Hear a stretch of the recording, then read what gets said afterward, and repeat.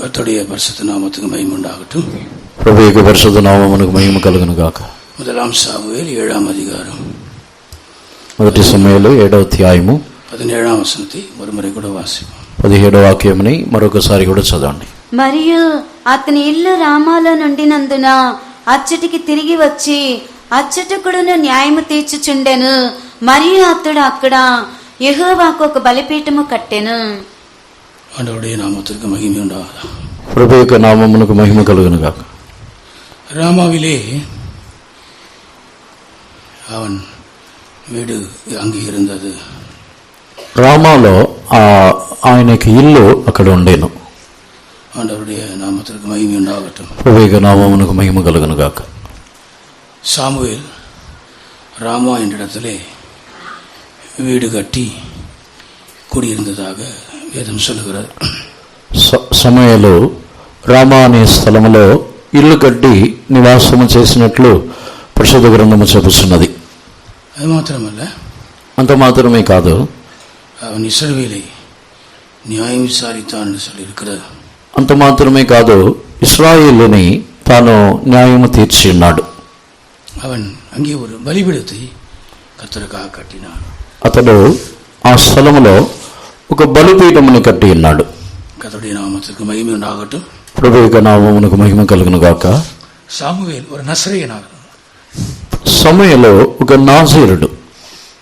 பிறக்கும் முன்பதாகவே தாய்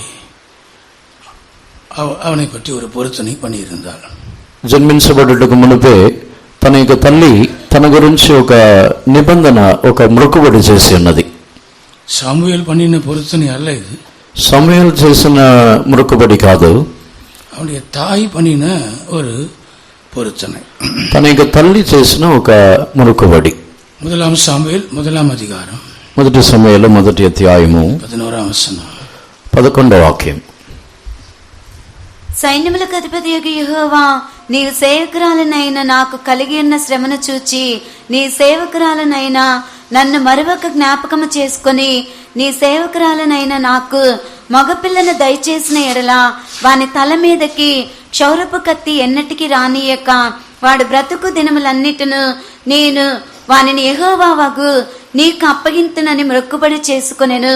ఆమె యెహోవా సన్నిధిని ప్రార్థన చేయుచుండగా கர்த்தருடைய நாமத்துக்கு மகிமை உண்டாகட்டும். ప్రభు యొక్క నామమునకు మహిమ కలుగును గాక.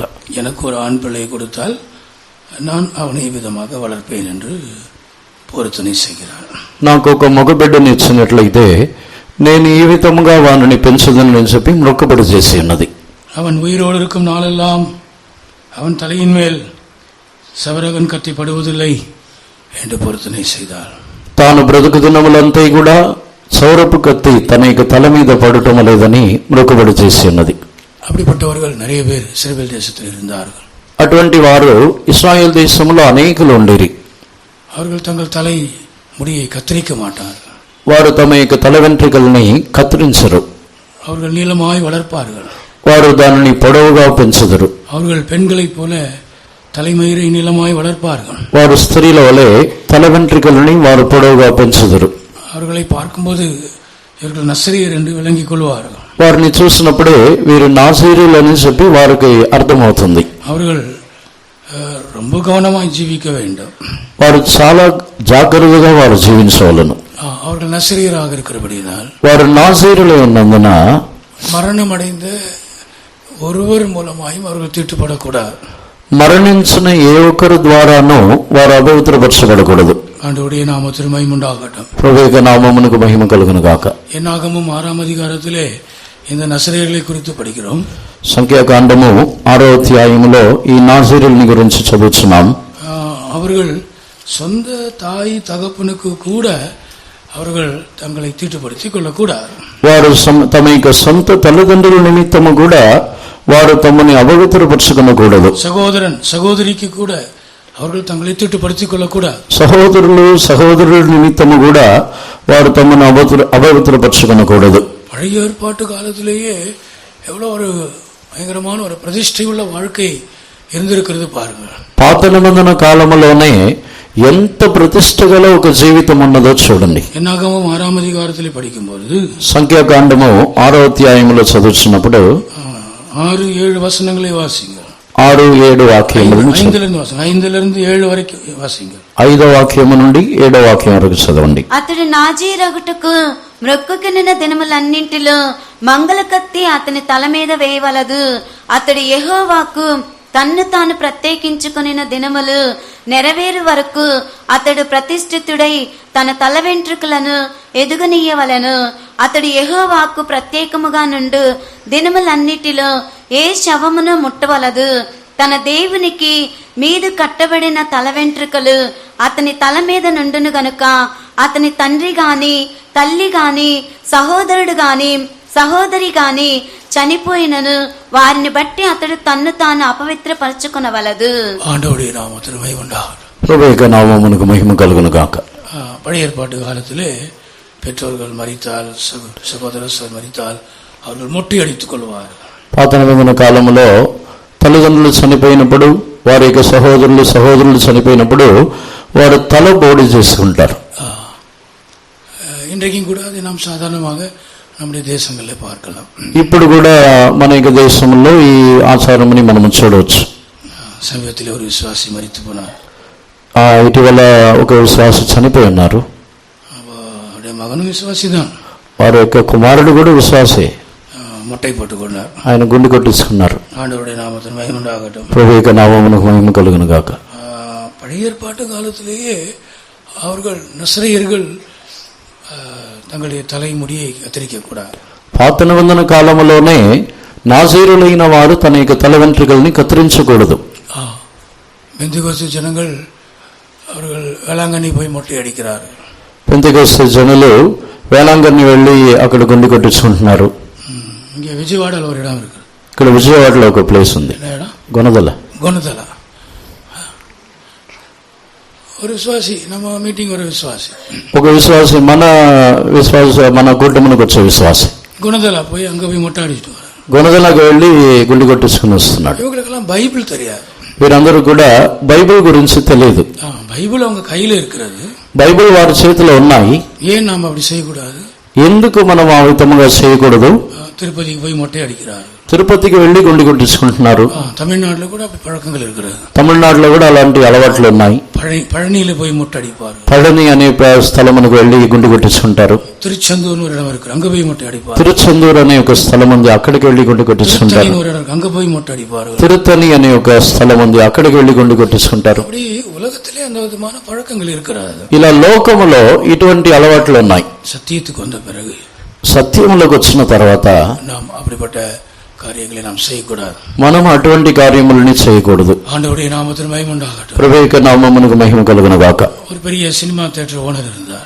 ఒక పెద్ద సినిమా థియేటర్ ఓనర్ గారు ఉన్నారు. மனைவி ரட்சிக்கப்பட்டவர்கள், భార్య రక్షణ పొందినవారు. పిల్లகளை చిన్న వయసులోయే కూటంలకు கொண்டு வருவார்கள். ఆ పిల్లల్ని చిన్నతనంలో నుంచి వారిని కూటములకు తీసుకొచ్చేవారు. సండే స్కూల్ எல்லாம் படிக்க வைப்பார்கள். సండే స్కూల్ చదివించేవారు. அவர்கள் கிறிஸ்தவர்கள் அல்ல, వారు క్రైస్తవులు కాదు, அவர்கள் இந்துக்கள் தான். వారు హిందువులే. సముదాయத்திலே நல்ல ஒரு కులத்தை சேர்ந்தவர்கள். ఆ సమాజంలో ఒక మంచి పెద్ద కులమునకు చెందినవారు. ஆண்டவருடைய நாமத்தில் மகிமை உண்டாகட்டும். ప్రభువు యొక్క నామమునకు మహిమ కలుగును గాక. எப்படி அந்த தாய் ரட்சிக்கப்பட்டாரని தெரியாது. ఎలా ఆ తల్లి రక్షణ పొంది ఉన్నదో తెలియదు. పురుషన్ ஒரு இந்து பக்திமான், ఆ భర్త అయితే హిందూలో భక్తి గలవాడు, பெரிய ஐஸ்வர்யவான், మంచి ధనవంతుడు.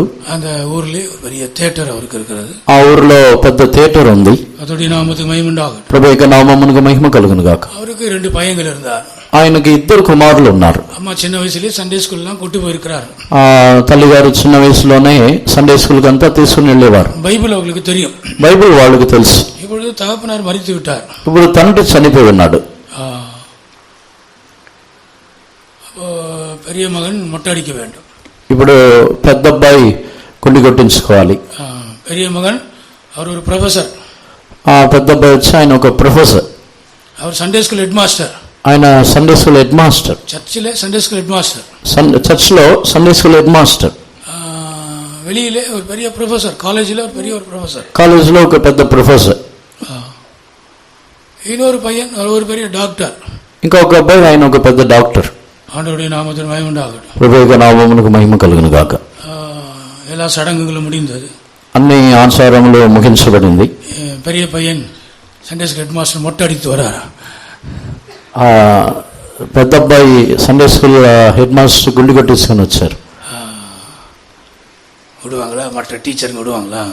ఇద్దరు విశ్వాసులు వదిలేస్తారా? ఇద్దరు విశ్వాసులు ఇద్దరు సండే స్కూల్ టీచర్స్ వదిలేస్తారా? అతన్ని తీసేయండి అన్నారు. అతన్ని తీసేయండి. அவர் இனிமே సండే స్కూల్ எடுக்கக்கூடாது. ఆయన ఇక మీదట సండే స్కూల్ తీసుకోకూడదు. సండే స్కూల్ టీచర్లకు బైబిల్ తెలియం.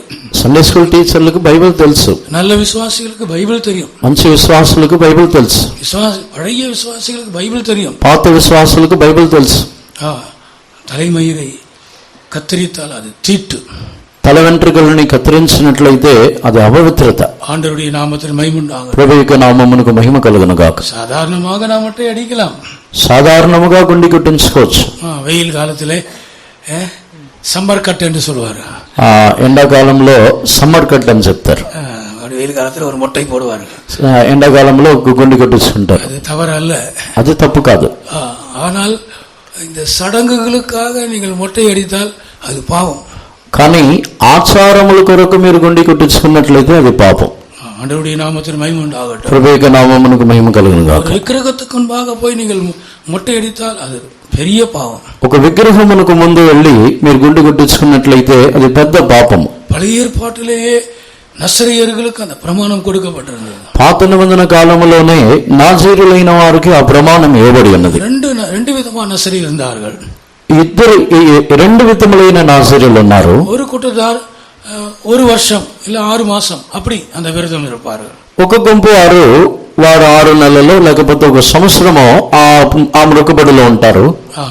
ముస్లింలు செய்கிறார்கள் இல்லையா, 40 நாள் எச்ச கூட விழுங்க மாட்டாరు. ముస్లిమ్స్ చేస్తున్నారు కదా, 40 రోజులు ఉమ్ము కూడా మింగరు. காலையில 6 மணிக்கெல்லாம் முன்பு 6 மணிக்கு முன்னாலே சாப்பிட்டுருவார்கள். ఉదయకాలము 6 గంటలకు ముందే భోజనం చేస్తారు. அதுபோல சாயங்காலம் 6 மணிக்கு பிறகுதான் சாப்பிடுவார். అదే విధంగా సాయంకాలం 6 గంటలకు తర్వాతనే తింటారు. காலையில 6 மணிலிருந்து சாயங்காலம் 6 மணி வரையும் எச்ச கூட விழுங்க மாட்டார், தண்ணி குடிக்க மாட்டார். ఉదయకాలం 6 గంటల నుండి సాయంకాలం 6 గంటల వరకు ఉమ్ము కూడా మింగరు, నీళ్లు కూడా తాగరు, சாப்பிட மாட்டார்கள், తినరు. 40 நாள் அப்படி இருப்பார்கள். 40 రోజులు అలా ఉంటారు. நான் ஒரு ஃபெய்த்தம்ல இருந்தேன். నేను ఒక సంఘంలో ఉన్నాను. சுற்றிலும் அந்த ஃபெய்த்தம் சுற்றிலும் முஸ்லிம்கள் தான். ఆ చర్చ్ చుట్టూ మొత్తం ముస్లింసే ఉన్నారు. அந்த சர்ச் சுற்றிலும் முஸ்லிம்கள் தான். ఆ చర్చ్ చుట్టుపక్కల మొత్తం ముస్లింసే ఉన్నారు. ஆண்டவருடைய நாமத்தில் மகிமை உண்டாகட்டும். దేవుని యొక్క నామమునకు మహిమ కలుగును గాక. அதான் என்னுடைய முதல் சபை. అదే నా యొక్క మొదటి సంఘము. அப்பனா எனக்கு ஒரு 20 வயசு 21 வயசு இருக்கும். అప్పుడు నాకు ఒక 20-21 సంవత్సరాలు ఉండవచ్చు. ஒரு 3-3:30 மணி இருக்கும் காலையில. ఒక 3-3:30 గంటలు ఉదయకాలం తెల్లవారుజామున பெரிய ஒரு டாமரின் சத்தம் கேட்கிறது.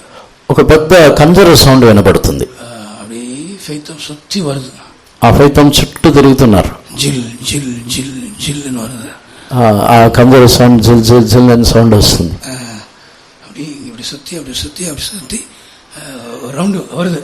ఒక ఫైతం చుట్టూ ఒక రౌండ్ వస్తున్నారు. கீழே 2 சிஸ்டர்ஸ் இருக்கிறார்கள். కింద 2 సిస్టర్స్ ఉన్నారు. மாடியில நான் மட்டும் இருக்கிறேன். నేను మిద్ద మీద నేను మాత్రమే ఉన్నాను. చిన్న బ్రదర్, నేను చిన్న బ్రదర్ని. ఫస్ట్ முதல் சபை. అదే ఫస్ట్ మొదటి సంఘం. பிசாசு தான் போதா அப்படின்னு யோசிக்கிறேன் நான்.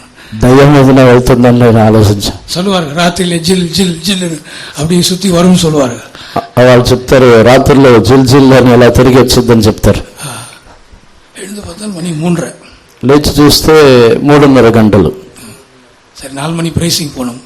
4 గంటలకు ప్రైసింగ్కి వెళ్ళాలి. எல்லாம் ரெடி ஆகி சோத்திரம் சோத்திரம் சோத்திரம்னு சொல்லி படி இறங்கணும், தனியா படி இறங்கி வரணும். నేను స్తోత్రం స్తోత్రం చెప్పి ఒంటరిగా నేను మెట్లు దిగి రావాలి. சுற்றிலும் இருட்டா இருக்கிறது. చుట్టుప్రక్కలంతా చీకటిగా ఉంది. எந்த பிசாசு எங்க இருக்குன்னு தெரியல. ఏ దయ్యం ఎక్కడ ఉందో తెలియదు. இயேசு ரத்தம் சொல்லிட்டு அப்படியே இறங்கி வருகிறேன். యేసు రక్తం చెప్పి నేను అలా దిగితే వస్తున్నాను. இறங்கி வந்தால் బయటకు వస్తే சுற்றிலும் முஸ்லீம் வீடுகள். ఆ చుట్టుప్రక్కలంతా ముస్లిం ఇల్లు. எல்லாம் லைட் போட்டு எல்லாம் சமையல் பண்ணிட்டு இருக்கிறாரு. అందరు లైట్లు వేసుకొని వంట చేస్తున్నారు. ஏன்னா 6 மணிக்கு முன்னால் அவங்க சாப்பிடணும். ఎందుకంటే 6 గంటలకు ముందు వారు భోజనం చేయాలి. அப்புறம்தான் எனக்கு விளங்கிச்சு அவங்கள எழுப்புறதுக்காக அவர் வந்திருக்காரு, அந்த சாமியார் வந்திருக்காரு. తర్వాతనే నాకు అర్థమైంది వాళ్ళందరినీ లేపడానికి ఆయన తిరిగారు అక్కడ. அந்த அவங்களுடைய వారి యొక్క వారికి పెద్ద వచ్చి అందరినీ లేపారు. அப்படியே தட்டி தட்டி தட்டி எல்லாம் எழுப்பி காலையிலே எழுப்பி என்ன சாப்பிடணுமோ அதெல்லாம் காலையிலே 6 மணிக்கு முன்னால் முடிஞ்சிடும். వారందరినీ తలుపులు కొట్టి లేపి 6 గంటలకు ముందు వారు ఏం తినాలో అన్ని తినేసి ముగించేస్తారు. அப்புறம் டெய்லி அந்த சத்தம் கேட்டது. డైలీ అలాంటి శబ్దం వినపడింది. 40 நாள் கேட்டது. 40 రోజులు వినపడింది. ஆனால் நான் பயப்படவில்லை. అప్పుడు నేను భయపడలేదు. எனக்கு விளங்கிச்சு இது வந்து அவங்க ரம்ஜான் விரத நாட்கள் இருக்கிறார்கள். నాకు అర్థమైంది రంజాన్ యొక్క వారి యొక్క ఉపవాస దినములు. கர்த்தருடைய நாமத்துக்கு மகிமை உண்டாகட்டும். ప్రభు యొక్క నామమునకు మహిమ కలుగును గాక. 40 நாள் தாண்டிச்சுன்னா అப்புறம் எல்லாம் சாப்பிடுவாరు. 40 రోజుల తర్వాత అందరూ భోజనం చేస్తారు. పగల్లో சாப்பிடுவார்கள். పగల్లో తింటారు. கிறிஸ்தவர்கள் கூட 40 நாள் లెందు నాట్లు சொல்லுகிறார்கள். క్రైస్తవులు కూడా 40 రోజులు లెందు దినములు అంటున్నారు. కళ్యాణం வைக்க மாட்டார்கள். పెళ్లి పెట్టరు. விருந்து சாப்பிட மாட்டார்கள். విందు భోజనమునకు వెళ్ళరు. బిర్యానీ எல்லாம் சாப்பிட மாட்டார்கள். బిర్యానీ ఎంత తినరు. 40 நாள் கறி மீன்லாம் சாப்பிட மாட்டார்கள். 40 రోజులు మాంసం ఏం తినరు. இன்றைக்கு அப்படிப்பட்ட கிறிஸ்தவர்கள் இருக்கிறார்கள். ఇప్పుడు అలాంటి క్రైస్తవులు కూడా ఉన్నారు. 40 நாள் சிலுவையை தியானித்துக் கொண்டிருப்பார்கள். 40 రోజులు సిలువని ధ్యానిస్తూ ఉంటారు. 40 நாள் சிலுவையை தியானிக்கிற நசரேயர்கள் அல்ல. మనము 40 రోజులు సిలువని ధ్యానించే నాజరీయులు కాదు. మనం 365 నాளும் சிலுவையை தியானிக்கிற நசரேயர்கள். 365 రోజులు కూడా సిలువని ధ్యానించే నాజరీయులు. நீங்க 40 நாள் நசரேயரா 365 நாள் నసరేయరా? మీరు 40 రోజులు నాజరీయులా లేకపోతే 365 రోజులు నాజరీయులా? హల్లెలూయా, హల్లెలూయా.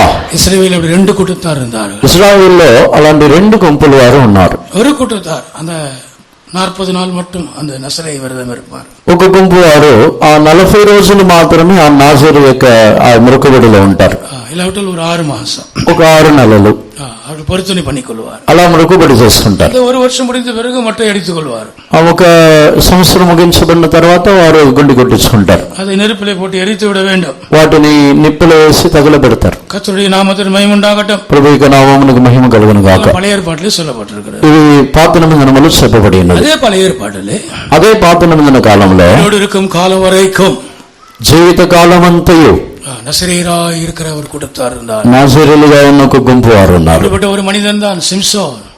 అటువంటి వాడే సంసోను. அப்படிப்பட்ட ஒரு மனிதன் தான் சாமுவேல். అటువంటి వాడే సమూయేలు. இவர்கள் இருவருக்கும் குறித்து పరకర్తకు మునాలే దేవుని తీర్మానమై இருந்தது. వీరి ఇరువురిని గురించి వీరు జన్మించబడడానికి ముందు నుంచే దేవుని యొక్క తీర్మానమై ఉన్నది. సంసోని குறித்த விஷயத்திலே தேவன் பெற்றோருக்கு அப்படி சொன்னார். సంసోని యొక్క విషయముని గురించి తల్లిదండ్రులకు దేవుడు ఈ విధముగా చెప్పి ఉన్నారు. பிறக்கப்போகிற ஆண் பிள்ளை இப்படி இருக்க வேண்டும். నీకు జన్మించబడబోతున్న మగబిడ్డ ఈ విధముగా ఉండవలెను. அவன் வாழ்நாளெல்லாம் நசரேயனாய் இருக்க வேண்டும். జీవిత కాలమంతయు నాజీరుడై ఉండవలెను. ఆండవరుடைய నామத்திற்கு మహిమ உண்டாகட்டும். ప్రభువుకి నామమునకు మహిమ కలుగును గాక.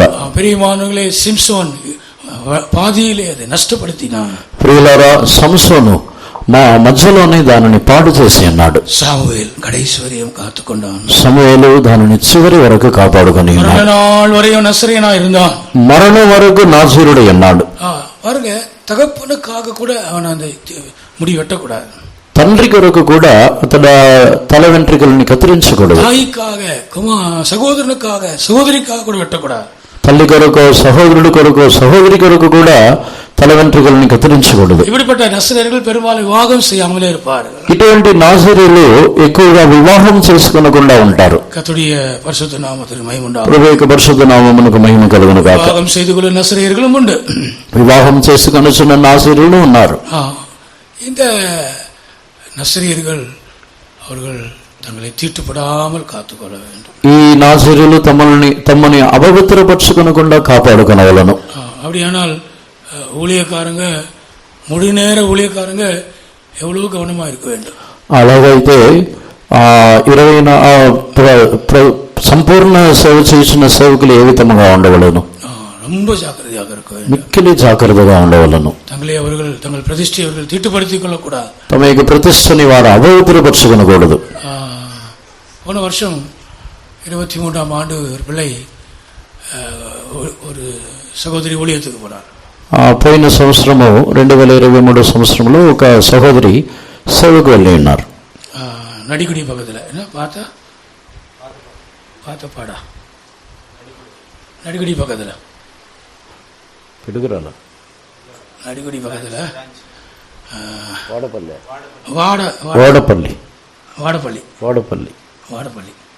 ఓడపల్లి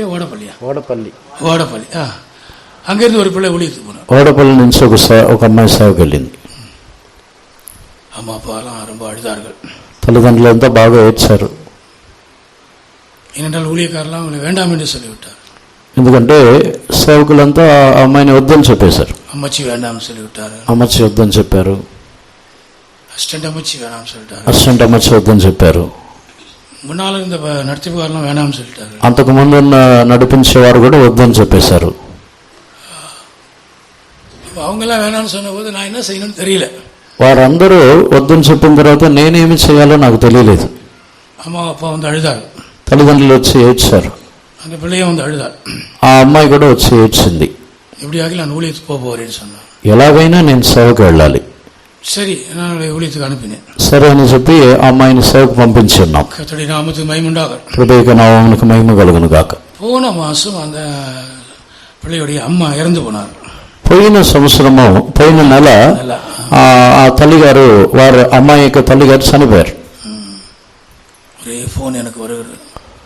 ఒకే ఫోన్ నాకు. அப்பா ஃபோன் பண்றாரு. వాళ్ళ నాన్నగారు ఫోన్ చేస్తున్నారు. பையன் ஃபோன் பண்றான். వాళ్ళ అబ్బాయి ఫోన్ చేస్తున్నాడు. சொந்தக்காரங்க ஃபோன் பண்றாரு. బంధువులు ఫోన్ చేస్తున్నారు. அந்த பிள்ளை வரணும். ఆ అమ్మాయి రావాలి. அந்த பிள்ளை வந்தாதான் அடக்கம் நடக்கும். ఆ అమ్మాయి వస్తేనే భూస్థాపన జరిగిద్ది. அடக்கம் பண்ண மாட்டோம். లేకపోతే భూస్థాపన చేయం.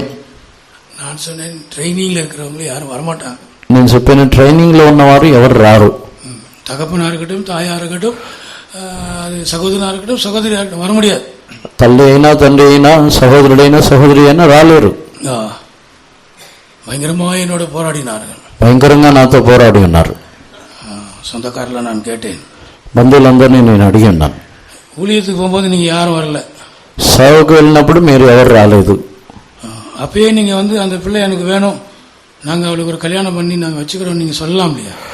అప్పుడే మీరు వచ్చి మా అమ్మాయి మాకు కావాలి, మేము ఒక పెళ్లి చేసి మా దగ్గర ఉంచుకుంటాం మీరు చెప్పొచ్చు కదా. ஊழியத்துக்கு போனது உங்களுக்கு தெரியுமா தெரியாதான்னு கேட்டேன். సేవకు వెళ్ళిన విషయం మీకు తెలుసా తెలియదా?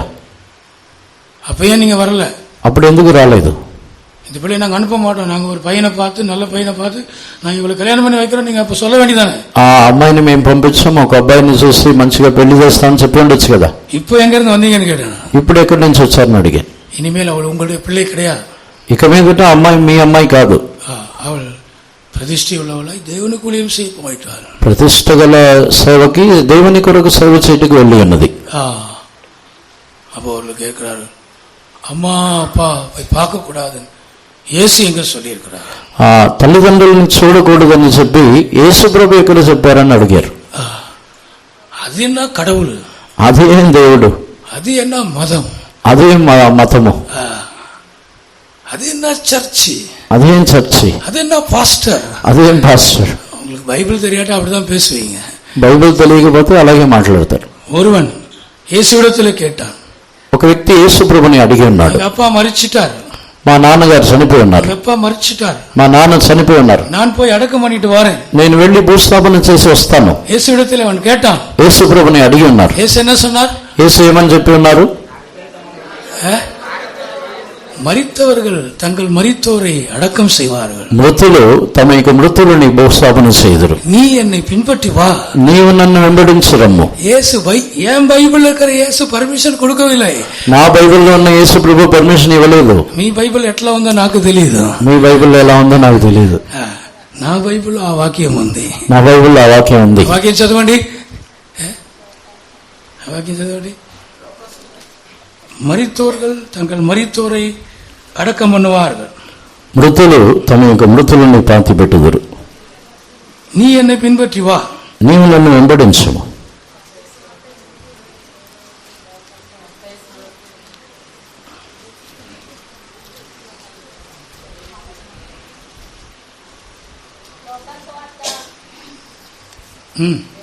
తీసారా? లూకాసు వార్త 9వ అధ్యాయం 59, 60. లూకాసు వార్త 9వ అధ్యాయం 59 నుంచి చదవండి. ఆయన మరి ఒక్కనితో నా వెంట రమ్మని చెప్పెను. నేను వెళ్లి మొదట నా తండ్రిని పాతిపెట్టి వచ్చుటకు సెలవిమ్మని మనవి చేసెను. అందుకు ఆయన, మృతులు తమ మృతులను పాతి పెట్టుకొననిమ్ము, నీవు వెళ్లి దేవుని రాజ్యమును ప్రకటించమని వానితో చెప్పెను. ஏசாமி பர்மிஷன் அங்கே கொடுக்கவில்லை. యేసు ప్రభువు కూడా పర్మిషన్ ఇవ్వలేదు. ఓ நீங்க அப்பாவை அடக்கம் பண்ணிட்டு வான்னு சொல்லவில்லை. నువ్వు వెళ్ళి మీ నాన్నగారిని భూస్థాపన చేసి రమ్మని చెప్పలేదు. இயேசு சொன்னது சரியோ தப்போ, இயேசு சொன்னதை தான் நாங்கள் சொல்லுகிறோம். యేసు ప్రభు చెప్పినది సరే తప్పో, యేసు ప్రభు చెప్పిందే మేము చెప్పుచున్నాం. இயேசு எவ்வளவு கடினமாய் சொல்லுகிறார் பாருங்க. యేసు ప్రభు ఎంత కఠినముగా చెప్పుచున్నారో చూడండి. ஊழியம் செய்கிறவர்கள் அப்பா அம்மாவை கூட நேசிக்க கூடாது. సేవ చేయుచున్న వారు తల్లిదండ్రులని కూడా ప్రేమించకూడదు. ஊழியம் செய்கிறவர்கள் சகோதரன் சகோதரியை கூட நேசிக்க கூடாது. సేవ చేయుచున్న వారు సహోదరుడు సహోదరుని కూడా ప్రేమించకూడదు. இன்னும் ஆழமாய் சொன்னால் தங்களை கூட அவர்கள் வெறுக்க வேண்டும். ఇంకనూ లోతుగా చెప్పాలంటే తమను తామే వారు ద్వేషించవలను. அதனால்தான் விவாகம் அவர்கள் செய்து கொள்கிறதில்லை. అందుకే వారు వివాహం చేసుకొనటం లేదు. அதனால்தான் அவர்கள் மருந்து எடுக்கிறதில்லை. అందుకొరకే వారు మందులు వైద్యం చేసుకొనటం లేదు. பிரியமானவர்கள் மரிக்கவும் ஆயத்தமாய் இருக்கிறார்கள். ప్రియులారా, వారు చనిపోవుటకును వారు సిద్ధముగా ఉన్నారు. இயேசுவை மட்டுமே அவர்கள் அதிகமாக நேசிக்கிறார்கள். యేసుని మాత్రమే వారు అధికముగా ప్రేమించుచున్నారు. அவர்கள் தான் முழு நேர நசரேயர்கள். వారే సంపూర్ణముగా సేవ చేసిన నాజరీయులు. విశ్వాసిகள் పகுதி நேர நசரேயர்களாக இருக்கிறார்கள். విశ్వాసులు వారు కొంచెం కాలం మాత్రం నాజరీయులు. அவர்கள் அப்பப்போ அப்படி செய்வார்கள், அப்புறம் குடும்ப வாழ்க்கையை நடத்துவார்கள். ఆ విశ్వాసులు అప్పుడప్పుడు అలా చేసి తర్వాత వారి కుటుంబ జీవితం వారు కొనసాగించుచున్నారు.